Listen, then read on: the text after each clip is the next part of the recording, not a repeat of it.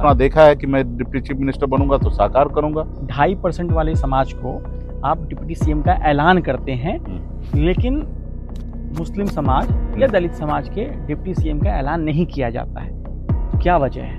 15 seat में एक भी कैंडिडेट मुसलमान वीआईपी पार्टी की तरफ से नहीं है। ऐसा क्यों? टिकट जो है वो कोई मूवी का टिकट हमारे पास नहीं है, हमारे पास सिनेमा हॉल का टिकट नहीं है, हमारे पास बिहार विधानसभा का सीट है। जी, आप और तेजस्वी यादव लगातार घूमते हैं, 2024 के चुनाव में भी साथ घूम रहे थे, अभी भी घूम रहे हैं। जिस हेलीकॉप्टर से आप दोनों घूमते हैं वो हेलीकॉप्टर किसकी है? जो हेलीकॉप्टर से घूम रहे हैं वो हेलीकॉप्टर किसका है? अब मुझे एक बात बताइए, अगर सरकार बन जाती है तो मुकेश सहनी को कौन सा मंत्रालय मिलेगा? सरकार है तो पहले बना ले। दूसरा विभाग कौन सा है? वीआईपी आपकी पार्टी, उसका फंड का सोर्स क्या है? पैसा कहाँ से आ रहा है? तो आप तो ऐसे सवाल कर रहे हैं कि 47 के जैसे धर कर रहे हैं। एक आरोप आप लोगों पे और है, वो ये है कि जो टिकट बंटता है इतना खरीद फरोख्त होता है, काफी इतना पैसा है लोगों के पास, इतना 2-2 करोड़ 5-5 करोड़ में टिकट होता है। क्या मुकेश सहनी से कभी अमित शाह ने संपर्क करने की कोशिश की? आपसे कोई संपर्क कहीं से हुआ कि मुकेश वापस आ जाओ? वहाँ जाएंगे तो लीडर नहीं बन पाएंगे, लोडर कहलाएंगे। अगर डिप्टी सीएम का पद नहीं, ये जो मतलब कैंडिडेचर है वो आपको नहीं मिलता, मतलब आपको मुकेश सहनी का नाम अनाउंस नहीं होता एज ए डिप्टी सीएम, तब भी आप महागठबंधन में टिके रहते?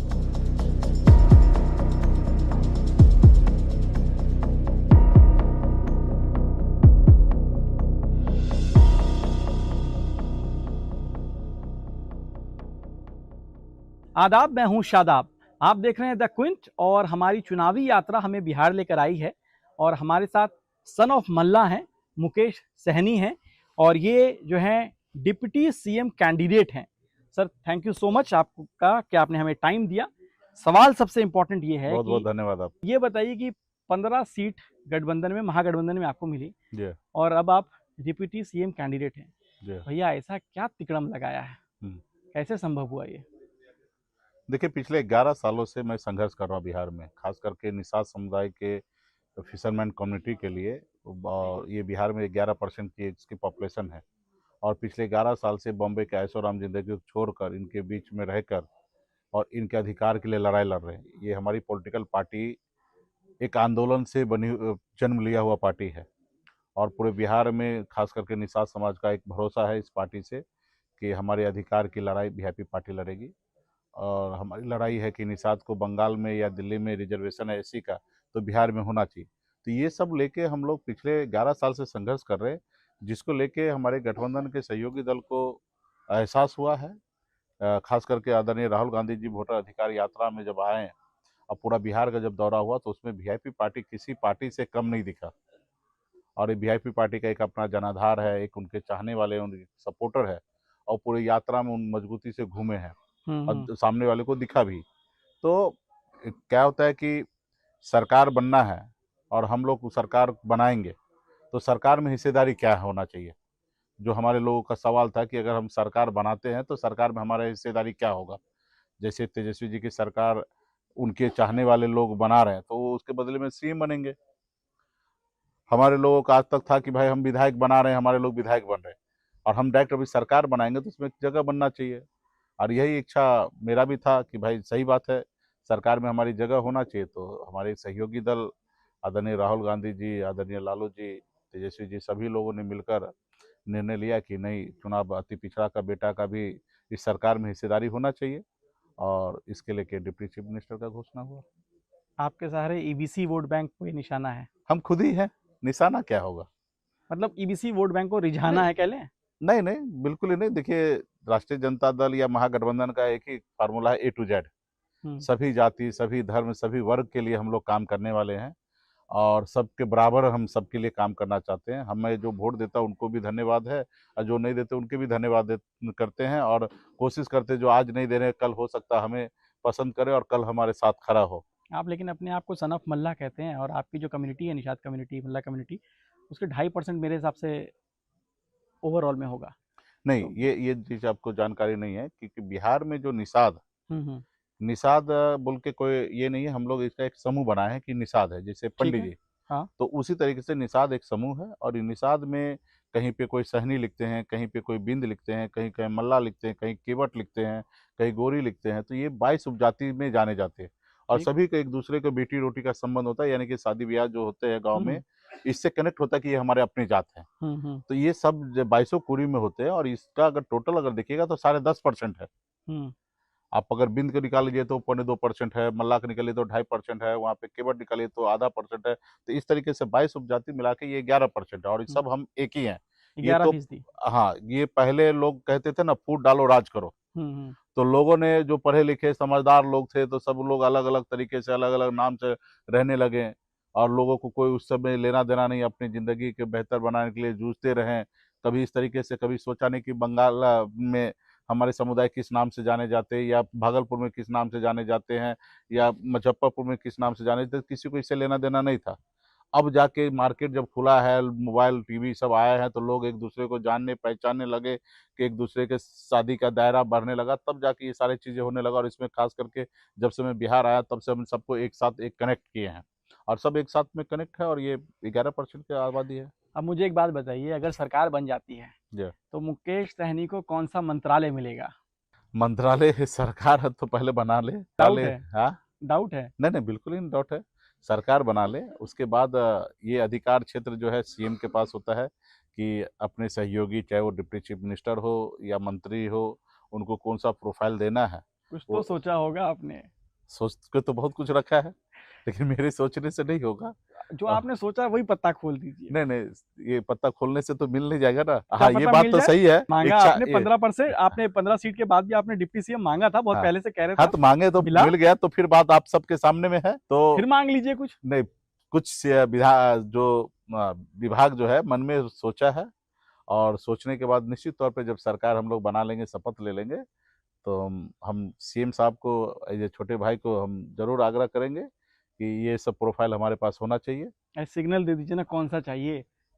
वित्त मंत्रालय चाहिए, क्या चाहिए नहीं, बोल वो दीजिए एक सब बार। तो होगा ही। जो सबसे कमजोर विभाग है हाँ। वो सबसे पहला मेरा रहेगा कि वो विभाग हम अपने पास रखें।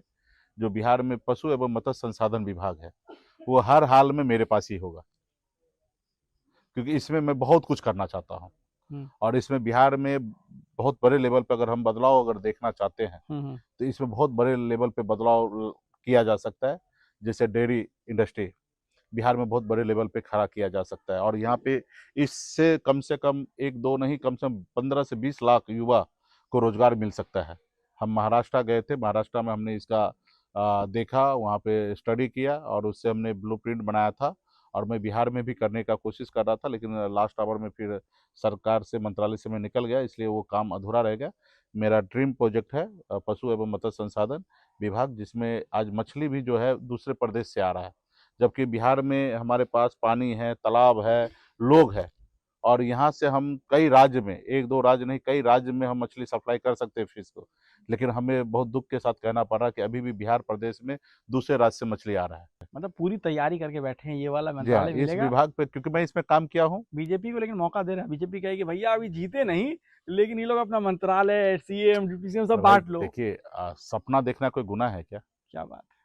सपना देखना कोई गुनाह है क्या? सपना देखेंगे तो ही साकार करेंगे। आप पे तो फिट और बैठता है मैंने ये वाला। सपना देखा है कि मैं डिप्टी चीफ मिनिस्टर बनूंगा तो साकार करूंगा। आज मान लो अचानक कोई विभाग आ जाएगा, मैं क्या करूंगा? अब कुछ विभाग के बारे में मैं ड्रीम बना के रखा हूँ कि ये विभाग आएगा, मेरे को दूसरे दिन से आप देखिएगा काम स्टार्ट हो जाएगा। दूसरा विभाग कौन सा है? मतलब दूसरे दिन से काम स्टार्ट हो जाएगा। अरे तो खोल दीजिए महाराज, पत्ता खोल दीजिए। नहीं, वो हमारे सीएम साहब ही जो होंगे हैं, वो विभाग अलॉट करेंगे। हाँ, कुछ दिल में है जो हम जरूर बात करेंगे। दिल में है। हाँ, लेकिन ठीक वो है। आपके बोलने से तो हमको मिलना नहीं है। अब ये बताइए कि मुकेश सहनी चुनाव क्यों नहीं लड़ रहे हैं? चुनाव मैंने स्टार्टिंग में इच्छा रखा था मैं चुनाव लड़ने का, हम्म लेकिन फिर बहुत ऐसे सीट था जहां पे हम लोग लड़ना चाह रहे थे। सहयोगी दल में सहमति नहीं बना और हमारे बहुत ऐसे सहयोगी दल हैं का सहयोगी हैं जो पार्टी में बहुत मेहनत किए थे, वो इस बार चुनाव नहीं लड़ रहे। तो मैं भी मन बनाया कि हम भी चुनाव नहीं लड़ेंगे और जब चुनाव नहीं लड़ेंगे तो पूरा बिहार में 243 सीट है, सब जगह ज़्यादा से ज़्यादा जगह पे हम प्रचार करेंगे और ज़्यादा से ज़्यादा सीट हम जीतेंगे। और इसके लिए सरकार बनाएंगे। सरकार बनने के बाद तो फिर बहुत सारे ऑप्शन है हमारे पास है। हम एमएलसी के जरिए हम सिस्टम में आ सकते हैं। या कहीं ऐसा तो नहीं कि मुकेश सहनी को डर है कि वो चुनाव हार जाते और इमेज खराब होती, डिप्टी सीएम की जो कुर्सी है वो भी मांगने में थोड़ा शर्म और झिझक होती? नहीं नहीं, बिल्कुल ये नहीं है। चुनाव में तो दो ही चीज होता है, परिणाम आता है, हार और जीत। तो जब इस मैदान में आए तो हार से भी नहीं डरते और जीत से भी ये नहीं होते। जीत भी हमारे क्षमता होगा तो जीत होगा, और कहीं कमी रह गया तो वहाँ पे हार होगा, कमी हो रहेगा तो उसको ठीक करेंगे। चुनावी जो रिकॉर्ड है वो जीत और हार के हिसाब से हाँ। आपका रिकॉर्ड बहुत अच्छा नहीं है, तो क्या बहुत लोग ये कह रहे हैं कि अच्छा नहीं है तो बहुत बुरा भी नहीं है। 1700 वोट से पिछली बार लास्ट हम चुनाव हारे हैं। उसमें उस समय में कोरोना के समय था और हमें उस समय में कोरोना हो गया, पूरे बिहार का जवाबदेही था, अपना क्षेत्र छोड़ के दूसरे क्षेत्र में जाकर हमने चुनाव लड़ा था। तो 1700 वोट से कोई बहुत बड़ा ये नहीं है। हाँ, लेकिन हार तो हार है, हम चुनाव हारे हैं। और ये लोकसभा में भी यही तरीके का रहा कि मोदी लहर में बिहार में 40 में से 39 सीट हारे थे, उसमें से एक सीट हमारा खगड़िया था, उसमें हारे थे। हाँ, ये अभी सही है कि जब भी ये चुनाव लड़ेंगे तो 100% जीत होगा। अब जब भी लड़ेंगे, जब भी लड़ेंगे 100% जीत होगा। लापरवाह के जैसे चुनाव नहीं लड़ेंगे, ठीक मतलब है। पहले लापरवाह थे? हाँ, कह सकते हैं कि लापरवाह के तहत हम चुनाव लड़े और हारे। कोई अपना क्षेत्र बनाया क्षेत्र को छोड़ के दूसरे क्षेत्र में जाकर चुनाव लड़ना, मतलब ये कह सकते हैं कि लापरवाही है। जैसे मेरा यहाँ पे हम अपने क्षेत्र के सीट है ना, हम अपने दोस्त के वाइफ को दे दिए और वो चुनाव जीत के वो हमारी पार्टी को तोड़ के हमारे साथ गद्दारी भी किए, मोदी जी से बिक गए 50 करोड़ में। तो हमने उनके ऊपर उपकार किया, उनको हम अपने घर पे चुनाव जिता दिए और हम दूसरे क्षेत्र में चले गए, और अभी अचानक। तो मैं ऐसा भविष्य में ऐसा गलती नहीं करूंगा। अगर दूसरे क्षेत्र में से चुनाव भी अगर लड़ने का होगा, बिहार में कहीं से भी हम चुनाव लड़ सकते हैं, लेकिन वहाँ पे हमारी अपनी तैयारी पहले से होना चाहिए। अब एक बात बताइए, महागठबंधन में सीट बंटवारे को लेकर बहुत कंफ्यूजन रहा, आखिरी दिन तक चलता रहा मामला खराब एकदम कि कौन आपके यहाँ से कोई कैंडिडेट है, उधर से कोई कैंडिडेट है, पता नहीं चल पा रहा था कौन चुनाव में मतलब नॉमिनेशन करने जा रहा है, ये तक पता नहीं था। नहीं, ये सही तो है। बड़ा मतलब लगता है आपको इसका कोई इम्पैक्ट है, क्या है, इसको कैसे देखते हैं आप? देखिए, ये आपने जो कहा वो सही है, लेकिन एक साइड से नहीं हुआ, दोनों साइड में हुआ। अंतिम तक दोनों साइड में प्रेस कॉन्फ्रेंस नहीं हुआ कि कौन दल कितने सीट पर लड़ रहे हैं, कहाँ लड़ रहे हैं। दोनों साइड मतलब एनडीए में भी यही हुआ। उनका क्लियर था? नहीं, कोई प्रेस कॉन्फ्रेंस नहीं होने से मतलब नहीं, उनका तो क्लियर था, 101 ऐसे करके बांट लिया उन्होंने। वो खाली सोशल मीडिया पे डाल दिया ना, उसे हम लोग भी डाल दिए। हम लोगों ने भी निर्णय लेके और सब लोग अपने अपने सूची जारी कर दिया। कहाँ डाल पाए आप लोग? नॉमिनेशन के बाद लोगों का अपडेट आ रहा है कि कौन किस पार्टी कितने लड़ रहे हैं। हाँ, ठीक है, पता ही नहीं चल पा रहा कितने नॉमिनेशन के बाद ही सही ना, लेकिन हम लोगों ने डाल दिया ना। तो उधर भी ऐसा तो कैंडिडेट का नाम तो लॉन्च नहीं किया गया, वहां पे भी सीट का नाम तय, संख्या तय किया और सीट का नाम तय किए, और उसमें कैंडिडेट वो भी लास्ट आवर में भरे, और वो भी अभी तक कैंडिडेट के नाम के साथ लिस्ट जारी उन्होंने नहीं किया। अरे तो इसका तो फायदा मिलता ना आपको, वो गलती कर रहे हैं, आपको फायदा हो जाता। हाँ, ठीक है, ये हमें नहीं करना चाहिए था और ये हो गया है। अभी इसको तो अभी ठीक नहीं कर सकते। हुआ क्यों, मतलब ये हुआ क्यों? अगर ये हुआ इसलिए कि क्या हुआ कि एक सीट पर, क्योंकि 6-7 दल है, 7 दल है, और एक सीट पर 6-6 पार्टी का दावेदारी था, और सब लोग गठबंधन में जो होते हैं कि सब लोग चाहते हैं कि ज्यादा से ज्यादा सीट लड़े, और कोई गलत भी नहीं है, सोचना चाहिए ज्यादा से ज्यादा सीट लड़ने का, फिर अच्छे सीट लड़े समीकरण वाइज उनके अनुकूल। भाई सीट हम कुशवाहा लड़ाएंगे तो ये हम जीत जाएंगे, ये समीकरण से, तो वो इंटरेस्ट रखेंगे कि मेरा यहाँ मजबूत कार्यकर्ता है तो ये सीट हमको चाहिए। अब हम समीकरण बनाते कि नहीं, यहाँ पे हम निषाद को लड़ा के जीत जाएंगे और ये समीकरण है, इसमें हम फिट बैठते हैं। तो वहाँ पे मेरी दावेदारी था, वहाँ पे कांग्रेस का दावेदारी था, वहाँ आरजेडी की दावेदारी था, वहाँ लेफ्ट के साथ दावेदारी था, जिसको उलझन को सुलझाने में थोड़ा सा समय लग रहा था। ऐसे 80% नहीं, तालमेल तो समय समय पर हम लोग बात करते थे, अब वो कह सकते थोड़ा बहुत कमी उसमें भी रहा, और 80% हम लोग तो पहले से क्लियर कर चुके थे, ठीक है। तो वो 20% के लिए हम लोगों को वेट करना पड़ा, और कोई बगैर समझौता किए हुए तो कैंडिडेट का लॉन्च नहीं कर सकते हैं। तो और समझौता जब तक जो सीट पे मामला फंसा है तो उसके लिए हम लोग वेट करते हैं, जो क्लियर है उस पर हम लोग धड़ाधड़ कैंडिडेट को सिंबल बांट रहे थे, क्योंकि उनको समय देना भी जरूरी है। जो सवाल आप खड़ा कर रहे हैं तो उसमें ये भी है कि भाई हम लोगों ने केयरफुल होके जो चीज क्लियर था उसके ऊपर हमने बगैर पूछे, बगैर समझे, बगैर लॉन्च किए हुए हम कैंडिडेट देना चालू कर दिए। तो ये हमारे अच्छा ही है, कुछ जगह तो हमारे लिए फेवर किया ना कि हम बगैर बात किए, बगैर प्रेस कॉन्फ्रेंस किए, हम कैंडिडेट पर लॉन्च कर दिए। पब्लिक बहुत कंफ्यूज है। अभी नहीं है, बीच में हुआ था, लेकिन अभी तो नहीं है, अभी ठीक हो गया। अब चलिए एक बात बताइए, बहुत लोगों ने मुझसे कहा है सवाल पूछने के लिए, आप और तेजस्वी यादव लगातार घूमते हैं, 2024 के चुनाव में भी साथ घूम रहे थे, अभी भी घूम रहे हैं। जिस हेलीकॉप्टर से आप दोनों घूमते हैं वो हेलीकॉप्टर किसकी है? जो हेलीकॉप्टर से घूम रहे हैं, वो हेलीकॉप्टर किसका है? वो हेलीकॉप्टर तेजस्वी प्रसाद यादव जी का है। वो रेंट पे लिया गया है। वो मुकेश सहनी का हेलीकॉप्टर नहीं है? नहीं, रेंट पे लिया गया है। मतलब आपने रेंट पे दिया है या आपका हेलीकॉप्टर ही नहीं है? नहीं, मेरा हेलीकॉप्टर नहीं है, वो तेजस्वी जी का हेलीकॉप्टर है, रेंट पे लिया गया है। उससे आपका कोई वास्ता नहीं है उस हेलीकॉप्टर से? कंपनी कहीं कुछ कोई वास्ता नहीं है? नहीं, कोई वास्ता नहीं। पक्का? पक्का। लेकिन लोग बहुत सवाल कर रहे हैं वाला, लोग यही करने कह रहे वाले हैं, मैं तो बता रहा हूँ आपको, इसलिए मैंने कहा था थोड़ा लाइट वाला इंटरव्यू है, उसमें लोग ये सवाल कर रहे हैं हाँ। कि भाई मुकेश सहनी ने अपना हेलीकॉप्टर दे रखा है तेजस्वी यादव को, इसीलिए आज ये डिप्टी सीएम है, उनका पूरा चुनाव का आपके साथ घूमना है, नहीं, ऐसी बात तालमेल नहीं है। है। लोग तो कुछ भी कहेंगे। हाँ, लोग तो एक ही कहेंगे कि मरने के बाद राम राम सत्य है। ठीक है, तो वो लोग कुछ भी कहेंगे। और अगर जो लोगों को डाउट है तो वो पिछले 2024 के चुनाव का सब पार्टी का खर्च जो है चुनाव आयोग को जमा किया जाता है। सेम हेलीकॉप्टर है हाँ, सेम हेलीकॉप्टर है, अभी भी। 407, हाँ, शायद 409 है। तो उसका खर्चा जो है ना चुनाव आयोग को जमा किया जाता है। बाकायदा पेमेंट स्लिप, पेमेंट रिसिप्ट, सब चीज दिया जाता है, किस कंपनी को पेमेंट किया बट गया, आप किस कह रहे हैं अकाउंट वो से पेमेंट किया हेलीकॉप्टर जो गया। है वो तेजस्वी यादव का है? हाँ, हमें तो ये जानकारी है। हेलीकॉप्टर उनका है या उन्होंने किराए पे लिया है? किराए पे लिया है। किराए पे लिया है। हाँ हाँ, आपका उससे कोई लेना देना कोई नहीं? मेरा लेना देना है। और वो पेमेंट तेजस्वी जी कर रहे हैं या कौन कर रहे हैं मुझे वो भी नहीं पता है। आप नहीं कर रहे हैं? मैं नहीं कर रहा हूँ। सही है आपका सेट मामला। हाँ, मैं नहीं कर रहा हूँ। अब कोई करते होगा तो वो भी मेरे को नहीं पता, लेकिन मुझे जहां तक पता है कि राष्ट्रीय जनता दल ही पेमेंट कर रहे हैं। इतना मुझे आइडिया है, बट मैं श्योर नहीं। और इसमें क्या है, जो मेरा है वो तेजस्वी जी का, जो तेजस्वी जी का है वो मेरा है, इसमें क्या है? क्या बात है। लोग अगर वो पार्टी लेवल पे अगर कोई खर्च होना है, गठबंधन को आगे पहुंचाने के लिए, सरकार बनाने के लिए अगर कुछ खर्च की आवश्यकता गिरेगा तो उसमें सवाल जवाब थोड़े होगा।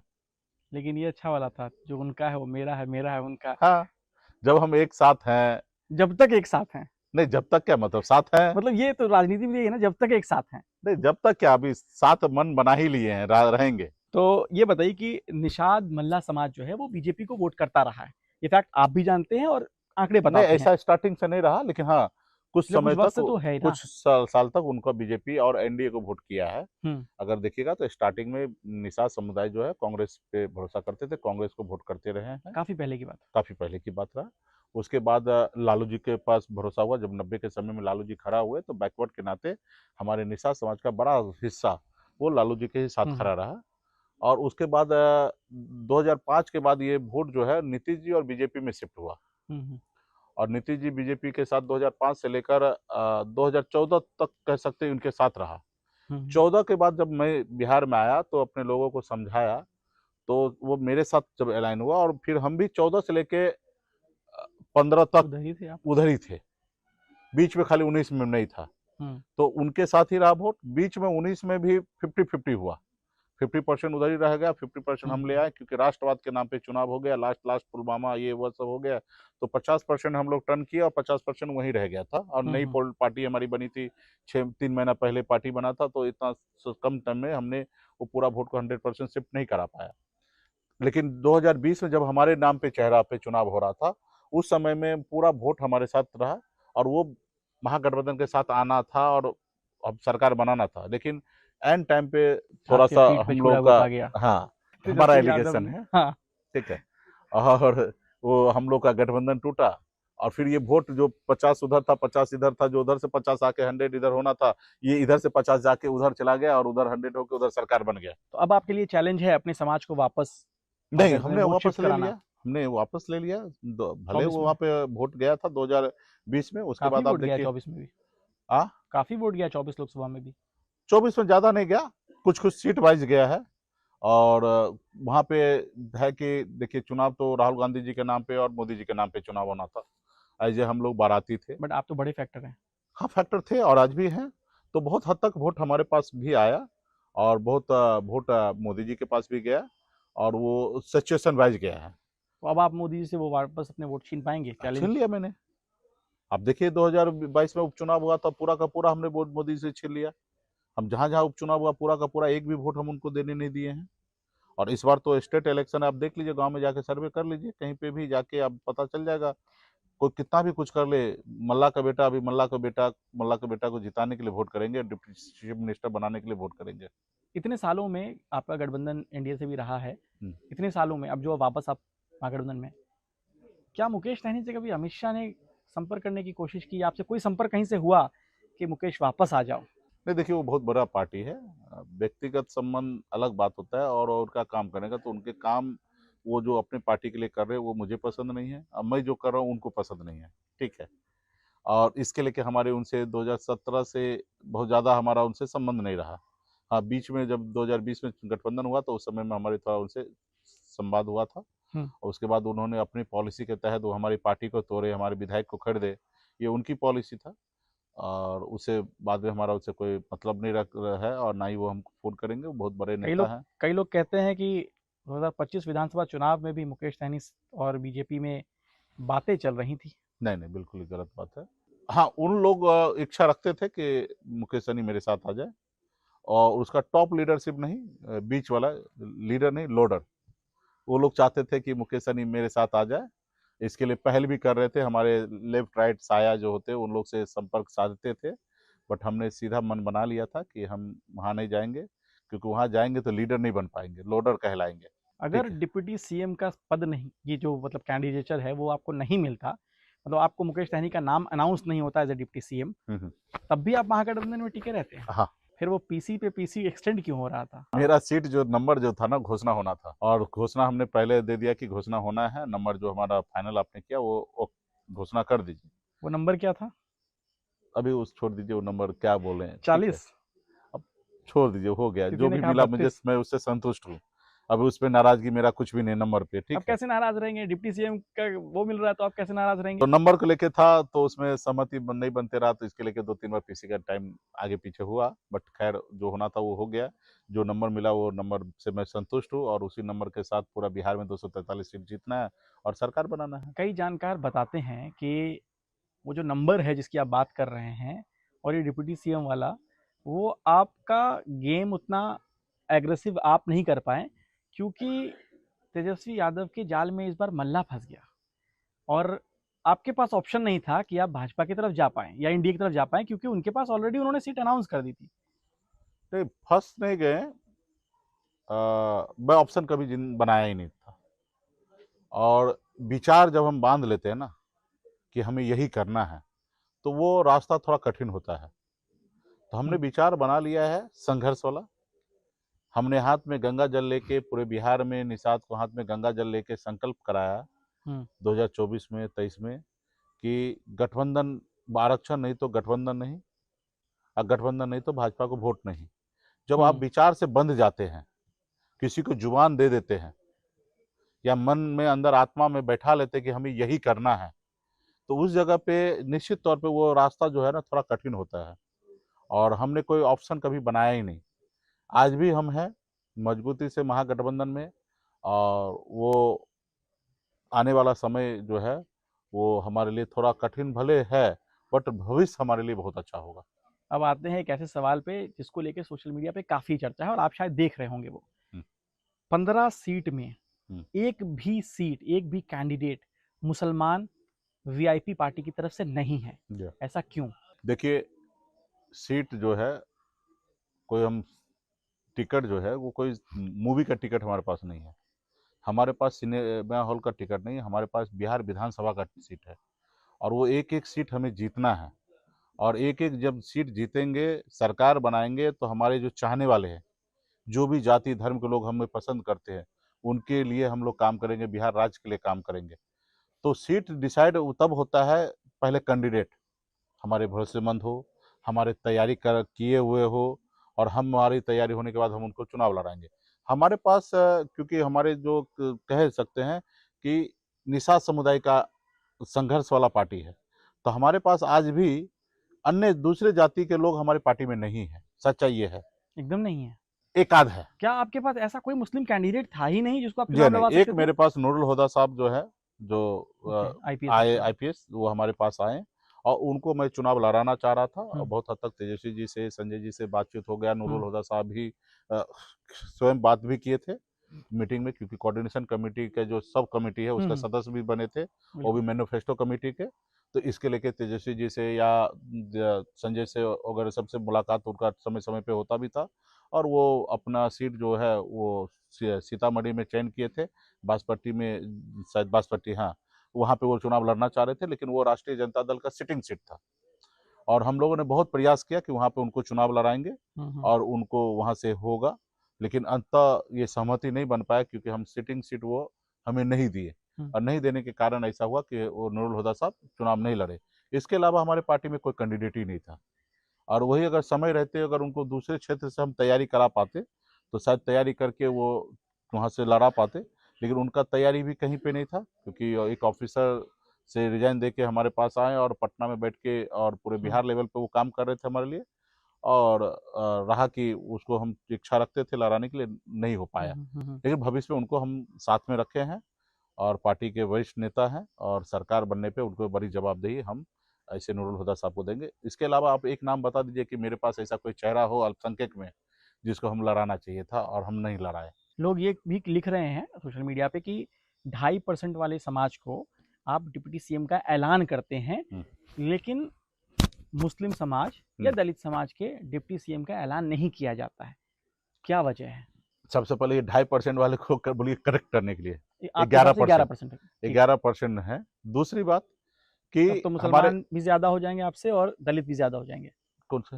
मुस्लिम समाज आई थिंक 16-17%। हाँ है, ज्यादा है। हाँ, देखिए, मतलब हमारे गठबंधन में क्लियर कहा गया है कि सीएम फेस तेजस्वी प्रसाद यादव जी हैं, deputy chief minister Mukesh Sahani है, और इसके अलावा भी डिप्टी चीफ मिनिस्टर बनाए जाएंगे। अरे तो नाम ऐलान कर देते ना, कह देते कि मुसलमान होंगे कि दलित होंगे।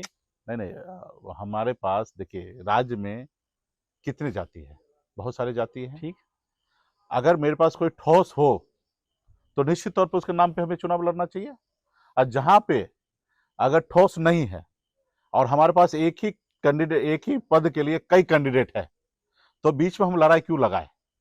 हमारे सब लोग मिलकर लड़ाई लड़कर जीते, और जीतने के बाद लीडर डिसाइड कर लेंगे कि किनको डिप्टी सीएम बनाना है। इसमें पार्टी का फायदा है। आप कह रहे हैं कि मुसलमान ठोस नहीं है? नहीं, व्यक्ति ठोस नहीं है। वोट तो हमारे साथ मुसलमान का, मुसलमान नाम वाला लीडर या मुसलमान लीडर कोई ऐसा ठोस नहीं है जिसको डिप्टी सीएम के लिए अनाउंस किया जा सके? नहीं, हमारे पास कई है। महागठबंधन की मैं ओवरऑल बात, महागठबंधन में कई है हमारे पास मुसलमान लीडर, हमारे पास कई है, चाहे वो फातवी साहब हो ना, तो डर किस बात का? नहीं, वो फातवी साहब हो, सिद्दीकी साहब हो, बहुत सारे लीडर हैं जो बिहार में डिप्टी चीफ मिनिस्टर बन सकते हैं। ठीक है, तो हम अभी अगर एक का नाम अगर हम लोग करते तो थोड़ा विवाद का घर हो सकता है। तो विवाद तो हो रहा है ना, आपका नाम लिया तो विवाद हो रहा है। वो तो मेरा सेपरेट है, मेरे जात में मेरा सेपरेट है। मेरे जात में अगर कोई ये बात बोले मेरी पार्टी में कि नहीं मुकेश सहनी का नाम नहीं हो के मेरा होता, या तेजस्वी जी के नाम के अलावा कोई दूसरा हो, तो वहां पे बात होता है। मुसलमान समाज में भी कोई कहाँ ये सब चीज देखिए, ये कोई चीजें ऐसा बांटने की चीजें नहीं है। ठीक है, ये सरकार बनना ये एक पद है, इस सरकार बना के ये मेरा जागीर नहीं है डिप्टी सीएम। ये पहले तो नाम घोषणा हुआ, ये जनता का सहयोग आशीर्वाद मिलेगा, बहुमत हमारे पास मिलेगा तो हम जाके शपथ लेंगे। अभी तो एक घोषणा हुआ है महज। ठीक है, और निश्चित तौर पे हमारे साथ जो जाति धर्म जो लोग गठबंधन के साथ खड़े हैं और गठबंधन आगे रन करे, इसके लिए आने वाले समय पे इस पे हम लोग गठबंधन के लीडर, चाहे राहुल गांधी जी हो, तेजस्वी जी हो, दीपांकर जी, हम लोग आपस में डिसाइड करेंगे और भी हमारे डिप्टी चीफ मिनिस्टर बनेंगे, और वो हम लोग बनाएंगे। अब वो हम हिडन रखेंगे, किनको बनाएंगे वो हम लोग, हमारा एक रणनीति का पार्ट है। मुकेश सहनी परिवारवाद को लेकर क्या सोचते हैं? परिवार वाली पॉलिटिक्स को लेकर क्या सोचते हैं? देखिए, आज के समय में हम तो देश के जितने भी क्षेत्रीय पार्टी है सबसे आग्रह करेंगे, अगर भाजपा से लड़कर जीतना है और पार्टी बचाए रखना है तो आपको जिस पे सबसे ज्यादा भरोसा हो उनको राजनीति में लाइए, चाहे वो परिवार ही क्यों ना हो। ठीक है, नहीं तो दूसरे लोग को लाते हैं, बिक जाता है। आपके परिवार में थोड़ा सा तो ये रहेगा कि भाई ये नहीं, हमारे अपने भाई है, अपने चाचा है, अपने परिवार के लोग हैं, वहां पे आपसे छल कपट नहीं करेंगे। क्योंकि भाजपा का जो अभी देश में रणनीति है, ऑपरेशन लोटस, 100 करोड़ 200 करोड़ कुछ भी पैसा दे देते हैं और पार्टी को तोड़ देते हैं और वहाँ सरकार बना लेते हैं। तो ऐसे जगह पे जो क्षेत्रीय पार्टी है उनके घर परिवार के लोग अगर पावर में सिस्टम होता, जैसे मांझी जी का पिछली बार ने तो उसका भी पार्टी टूट गया रहता, लेकिन उनके परिवार, समधिन, बेटा सब थे तो पार्टी नहीं टूटा। लेकिन वही अगर हमारे परिवार से नहीं था तो सब लोग बिक गए। तो इस बार हम कोशिश किए थे कि हमारे परिवार से ज्यादा लोग चुनाव लड़े, लेकिन हम नहीं लड़ा रहे हैं। एक ही सीट पर छोटा भाई लड़ रहा है चुनाव। मतलब आप मानते हैं कि चलो परिवार वाला राजनीति होनी चाहिए, होनी चलेगा, चाहिए, परिवारवाद वाले से कोई आपको दिक्कत नहीं? कोई आपत्ति नहीं। वो भी काम ही कर रहा है ना। डॉक्टर का बेटा डॉक्टर बन रहा है ना, इंजीनियर का बेटा इंजीनियर बन रहा है। पिता जिस प्रोफेशन में रहते वो कोशिश करते कि मेरे बच्चे उसी में आए, या उनको लगता है ये बहुत टफ है तो उससे बदलने के लिए कोशिश करते। बहुत सारा ऐसे राजनेता है जो नहीं चाहते कि हमारे बच्चे इसमें आए। तो आपको लगता है कि क्या निषाद पॉलिटिक्स जो आपकी है, या son of Mallah Mallah politics कह लीजिए आपकी, उससे आपका काम चल जाएगा? नहीं, हम कहाँ कह रहे हैं कि सिर्फ यही। आज हमारे पास जो 15 सीट हमें मिला है तो सिर्फ निषाद को ही टिकट हम थोड़े दिए हैं। हमने यहाँ पे राजपूत को भी टिकट दिया, हमने यहाँ पे दलित भाई को हमने टिकट दिया, हमने बनिया समुदाय को हमने टिकट दिया। तो हम सभी जाति धर्म को हम टिकट दे रहे हैं। यादव समुदाय को हमने टिकट दिया। तो हम कहाँ एक जात को लेके चले। हाँ, एक जात के लोग जो है वो ज्यादा एग्रेसिव होके वीआईपी पार्टी के साथ खड़े हैं, तो ये वो उन्होंने पार्टी बनाए हैं, वो अपने आप को कनेक्ट होता है कि वीआईपी पार्टी मेरा अपना घर है, मेरा अपना दल है। और सच्चाई भी है, उन्हीं के आंदोलन से ये पार्टी बना है। लेकिन पार्टी में सभी जाति सभी धर्म के लोगों को जगह हम बना रहे हैं। अभी आप जो कह रहे थे परिवारवाद वाली बात, उसमें मुझे याद आया कि आपके यहाँ पिछली बार आपके पार्टी से 3 लोग आई थिंक भाजपा चले गए थे, आपके टिकट पे जीते थे और भाजपा चले गए थे। अब क्या गारंटी है कि आप जिन 15 लोगों को दे रहे हैं वो जीतने के बाद भाजपा नहीं जाएंगे? उस समय में मैंने सभी को टिकट दिया, और कुछ जो हमारे से थोड़ा दूर विचारधारा है उनको भी हमने टिकट दिया, और वो लोगों ने पैसे के दम पे या जैसे भी वो चुनाव जीते। और हमारे लोग जो हमने जिनको निषाद को टिकट दिया वो संसाधन के अभाव में चुनाव हार गए। तो इस बार हमने अपने लोगों को भी टिकट दिया और दूसरे को भी टिकट दिया है, और इस बार हम लोग कोशिश करें कि वो संसाधन के अभाव में चुनाव ना हारे। और मैं बिहार के नागरिक होने के नाते हम भरोसा ही कर सकते हैं। अब कोई खरीद ले तो उसमें हम क्या कर सकते हैं? हम क्या कर सकते? गुनहगार तो वो है जो खरीद रहा है, लोकतंत्र का हत्या कर रहा है। हम तो भरोसा ही कर सकते हैं ना, कल आप हमारे पास काम कीजिएगा और हम आपको टिकट दिए क्योंकि आपने पार्टी में काम किया और हमने आपको टिकट दिया और आप विधायक बन गए। तो एक तो आपको अपने आप को सोचना है कि हमें मुकेश सहनी के साथ गद्दारी करना चाहिए या नहीं करना चाहिए, और एक उनको जो आपको लोभ लालच दे रहा है उनको भी तो कम से कम अपने लोकतंत्र का ख्याल रखना चाहिए। अभी हम कर ही क्या सकते हैं? हम सब सीट तो अपने खुद को तो लड़ नहीं सकते हैं, हमें किसी ना किसी पे तो भरोसा करना ही है, तो हम भरोसा कर रहे हैं। एक आरोप आप लोगों पे और है, वो ये है कि जो टिकट बंटता है उसमें खरीद फरोख्त होता है काफी। इतना पैसा है लोगों के पास, इतना 2-2 करोड़ 5-5 करोड़ में टिकट होता है? ये देखिए, सच बताइएगा, देखिए एकदम सच हमने लास्ट टाइम भी बोला कि ये मुझे नहीं पता, अगर कहीं पे टिकट बिकता होगा तो हमको बता दीजिएगा, अगली बार 10-20 को टिकट हम भी खरीद लेंगे। तो हमने अभी भी लास्ट हमने इंटरव्यू में हमने कहा था कि बिहार में अगर कहीं टिकट बिकता हो तो कहाँ टिकट नहीं बिकता है। कुछ लोगों, छोटे पार्टी जो होते हैं उनके संसाधन नहीं होता तो कुछ मजबूरी होते हैं कि ठीक है आप आपको हम चुनाव लड़ा रहे हैं, आप हमारे एक कैंडिडेट को एडजस्टमेंट कर दीजिए, उनको संसाधन मुहैया करा दीजिए। तो ये सब छोटे लेवल पे पार्टी पे होता है। भारतीय जनता पार्टी को पैसे की क्या कमी है? वो क्यों टिकट बेचेंगे? वो तो दूसरे का विधायक खरीद लेते हैं। छोटी पार्टियों की बात कर रहा हूँ, आप लोगों की पार्टी की बात आप बोले पार्टी की बात करें। हाँ, तो पार्टी तो भारतीय जनता आपने कहा कि वो तो खरीद लेते हैं कैंडिडेट। हाँ, आपका मैं वो तो बहुत ऐसे पार्टी है जो ईमानदारी साहब, जो आप हमारे पास देखिएगा 15 टिकट में सीट में एक सीट पर हमने नाम भी वापस ले लिया, तो हम 14 ही सीट लड़ रहे हैं। अभी 14 में 8 सीट हम निषाद को लड़ा रहे हैं। और हमारे आप प्रोफाइल अगर कर सकते हैं तो हमारे 8 कैंडिडेट को जाकर देखिए कि कैंडिडेट कौन है।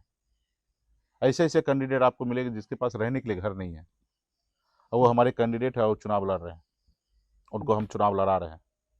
जैसे कोई नाम? बाल गोविंद बिंद जी देख लीजिए कैमूर में, उनके अपने पास रहने के लिए घर नहीं है, एक झोपड़ी है, उनको हम चुनाव लड़ा रहे हैं। हमारे गाय घाट में चले जाइए, भोगेंद्र सहनी एक बार मुखिया बने थे और अभी मामूली मिडिल क्लास परिवार है, हम उसको चुनाव लड़ा रहे हैं। आप चले जाइए अररिया में पारमानिक, वहाँ पे केवट है, अब देखिए उनको जाके, गरीब बेचारा है, पार्टी में मेहनत किया और उनको हमने टिकट दे दिया। आप चले जाइए, खरीद फरोख्त नहीं होता है, ये ऐसा सीक्रेट है ना जो सब सहयोग जरूर करते हैं। हाँ। पार्टी को चलाने के लिए चंदा जरूर देते हैं, हमारे जैसे पार्टी को भी चंदा देते हैं लोग। हाँ। और कुछ लोग चंदा छुपा के देते हैं, कुछ लोग दिखा के देते हैं। अब आते हैं असली सवाल पे छुपा के बहुत सारे इसलिए देते हैं क्योंकि उनको पता चल जाएगा कि मोदी जी को पता चल जाएगा कि मुकेश सहनी को कोई लोग अगर मदद कर रहा है तो वो बेचारा नप जाएंगे, तो इसलिए छुपा के मदद करते हैं। और बहुत सारे लोग हैं दिखा के चंदा देते हैं, लेकिन हम लोग को अब यही बहुत तो कम देते सवाल हैं। है। हाँ। वीआईपी आपकी पार्टी, हम्म। उसका फंड का सोर्स क्या है? पैसा कहाँ से आ रहा है? ये चुनाव आयोग को हर साल हम हिसाब देते हैं, ठीक है। जितने भी चुनाव होता है, अभी जैसे ये चुनाव खत्म होगा और चुनाव खत्म होने के बाद 1 महीने के अंदर में ही हम हिसाब दे देंगे कि हमने कितना पैसे चुनाव में खर्च किया, क्या मद में खर्च किया, उसका हिसाब दे देंगे। और अब मुझे आप बताइए, फंड सोर्स क्या है? कौन चंदा कर रहा है भाई? आप ना आपके विधायक बने हैं, मतलब इस तरह से देखा जाए अब विधायक बन ना। ही जाएगा तो क्या हमको पैसा हाँ, देंगे मैं क्या? एक बात कह रहा हूँ, हाँ। रेट तो इसी तरह हो रहा था। देखिए 2014 का भी, 2019 का भी हिसाब मैं दे चुका हूँ चुनाव आयोग में, 20 का भी दे चुका हूँ और 24 का भी दे चुका हूँ। और अभी ये चौथा चुनाव होगा, ये 25 का, ये भी लड़के हम 1 महीने के अंदर में हिसाब दे देंगे। और आप चुनाव आयोग में आरटीआई के तहत आप हमारी पार्टी का खर्चा निकाल भाई लीजिएगा कि प्रशांत हमने। किशोर ने खुलेआम आके बता दिया कि मुझे यहाँ से पैसा आता है, ये पैसा है। आप लोग ये बताइए ना, कहाँ से पैसा आ अरे रहा तो है? हम भी आपको कहे ना कि आप वहां से ले लीजिए। अरे पब्लिक को बता दीजिए कैमरे पे कि मेरा पैसा यहाँ से आता है। उन्होंने तो प्रशांत किशोर को दिया, देखिए खुल के कह रहे हैं कितना पैसा आ रहा है। तो हमारे पास बहुत ज्यादा पैसा आता नहीं और बहुत ज्यादा खर्चा भी हम नहीं कर रहे, ठीक है। और जो भी आ रहा है, कहाँ से आ रहा है, वो भी आपको मिल जाएगा। अभी हम यहाँ कोई बैलेंस शीट लेके बैठे नहीं है और ना ही हमको पता था कि आप ये खर्चा हमसे पूछने वाले हैं, ठीक है। अब वो एक बार इनकम टैक्स वाला भी आए तो उनको हम बोले भाई रुको, पहले सीए को बुला रहे हैं, ठीक है। हाँ। तो आप तो ऐसे सवाल कर रहे हैं कि 47 के जैसे धर धर कर रहे हैं, तो ये सब लेके हम थोड़े बैठे हैं। अब लास्ट ही करते हैं, खत्म करते हैं। ये प्रशांत किशोर के बारे में क्या सोचते हैं आप? प्रशांत किशोर जी आ, हमारे कभी बहुत अच्छे मित्र हुआ करते थे, हमारे अच्छे संबंध हुआ करता था। अभी बेचारा वो अपने काम में परेशान है, तो हमारे बहुत लंबा समय से कोई ऐसे बातचीत वगैरह सब नहीं हुआ है। लेकिन मैं देख रहा था कि वो काफ़ी बिहार में उम्मीद कर रहे थे कि बहुत अच्छा वो करेंगे, बट अभी हमको ज़मीन पे कहीं ऐसा नज़र नहीं आ रहा है। बाकी मेरा उनके लिए शुभकामना होगा, अभी बेचारा क्या कर रहे हैं नहीं कर रहे हैं तो उन्हीं को पता होगा। चलिए अब आखिरी सवाल की तरफ बढ़ते हैं। महागठबंधन को कितनी सीटें आ रही है आपके हिसाब से? देखिए मैं कोई ज्योतिषी नहीं हूँ, मैं पिछड़ा बैकवर्ड का बेटा हूँ, मैं ये सब पे उतना ज़्यादा बिलीव भी नहीं करता हूँ। और मैं अभी जो घुमा हूँ राहुल